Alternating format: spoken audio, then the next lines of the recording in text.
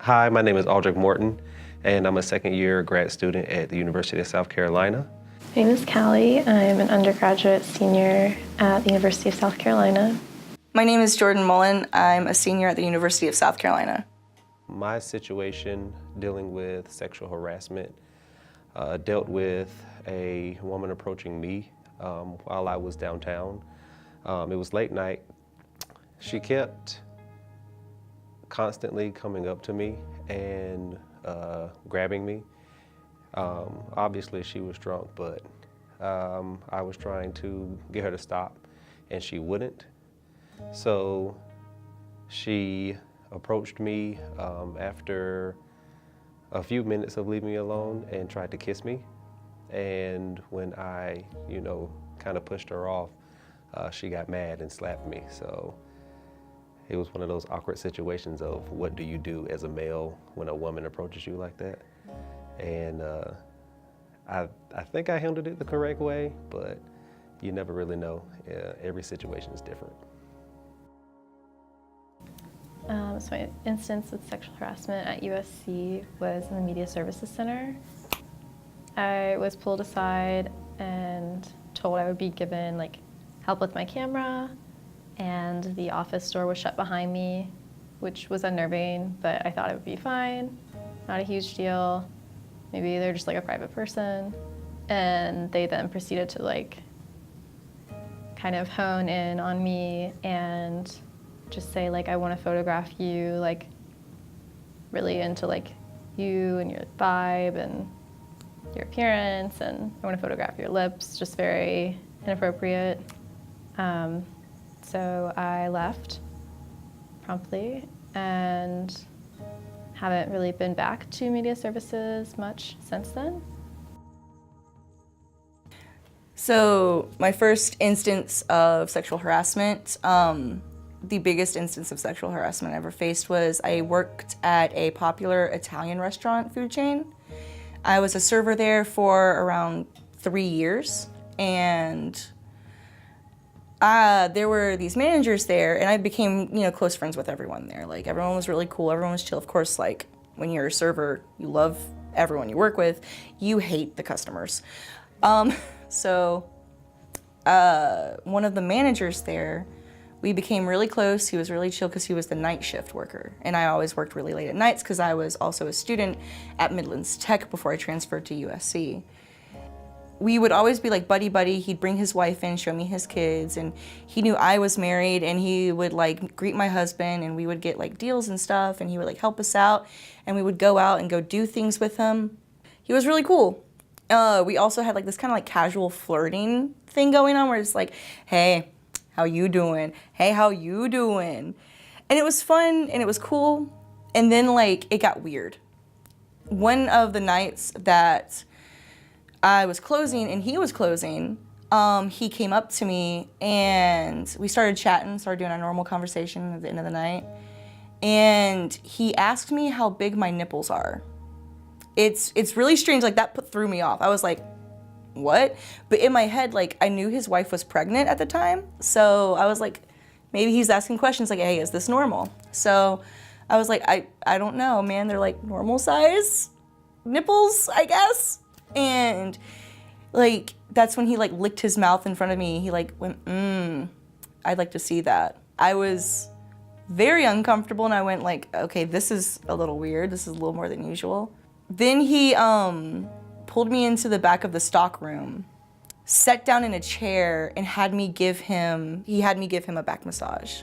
And that kind of stuff was semi-normal between us. We would joke around and I'd go up and go oh man, you're so stressed. But this was him kind of trying to force me into giving him a back massage, and it was uncomfortable.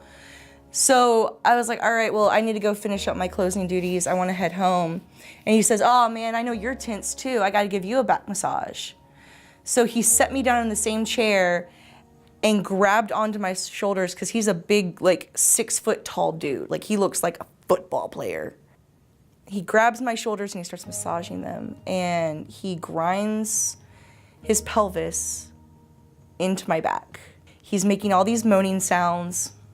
And in that instance, I see one of our line cooks walk past the storage closet. And I look at him with the widest eyes and I'm scared. And sadly, he didn't say anything. But after that, I got out of that situation. I finished up my cleaning duties and I went home. When I got home, I told my husband what happened. And my husband didn't understand at first, and I was scared. I started crying because this is a big dude, and now it's not fun anymore. This isn't games. This isn't flirting. This isn't playful. This is someone who wanted to get with me. I had to go into the work the next day. I'm crying my eyes out, and I'm in a parking lot because I can't make myself go to work anymore. I finally decided to call corporate. And I called corporate that morning and I was crying my eyes and I was like, I'm so scared to go to work. I can't do it. I can't go to work. And I told them the story of what happened and they said, it's fine. You'll still get paid. Take the day off of work. And the next thing is I get called to come in to work and corporate's there and they sit me down with him. They're like, all right, so I heard about something that happened. And I was like, yeah. And they said, so is there anyone who saw it? And I mentioned the line cook. And the next day, he got fired because the line cook told them that he saw it happen. After that, things kind of got worse at work.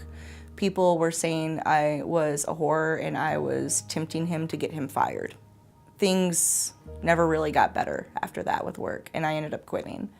He was trying to make all these excuses as to why I would lie, and he said that I just wanted him because he was a manager, and he took that power over me as someone who runs a business to take advantage of someone. And then after that, years had passed, and I thought I was fine, and I'm working on a film. I have a group I'm working with helping with makeup on a film, and everything was going great. And then we go to the director's house, and that's when I find out that the director is my manager's brother. And I had never known that. So I'd been working with the director for years, and I never knew that that was his brother that did that to me. And our relationship with the director changed because when I walked into the house and I saw the family photos of my manager, I panicked because he scares me. And he found out, the director found out that his brother was the guy who did that to me, and he accused me of ruining their family. And thankfully, I don't work with that director anymore, and thankfully, I don't work at that restaurant anymore. It definitely hindered my ability to access resources that I pay for on campus and that I have access to through the service, but felt uncomfortable coming up to the space because of what happened. And since reporting, even I've had to have others check out material for me because I felt so uncomfortable coming up to the third floor. No, I haven't had to report sexual harassment. One, because I guess being a male, it's kind of a touchy subject. When you try to report a woman harassing you, and it's almost as if they have taken some of your masculinity away. It's not something that I probably would report. It's not really a big deal because I didn't feel threatened, even though I was uncomfortable. But no, didn't report it at all. I have had to report an incident like this before. These aren't the first times I've done it, and thankfully I know what to do. Actually, I do not know where I can go. I have no clue where to go to report sexual harassment. When you're in a business situation, don't be afraid to call corporate.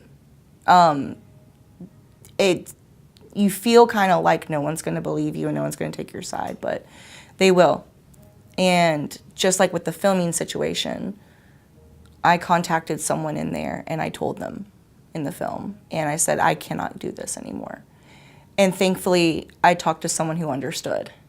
Same thing with like anything at the University of South Carolina. There's the Equal Opportunities Act, and we have an Equal Opportunities building where you can call, you can go in and get a meeting and talk to anyone about anything like this if this happens. So I've been to the counseling center, not particularly for this, although it did come up. I have genuinely had a good experience with the counseling center, but I know that's not the case for everyone. It's every student's right to have 10 therapy sessions per year. It's not per semester, but that is like your right as a student to receive counseling services. And I filed a report with the Office of Equal Opportunities, just an online claim with one of my professors. I don't know. I guess it depended on how severe I thought it was.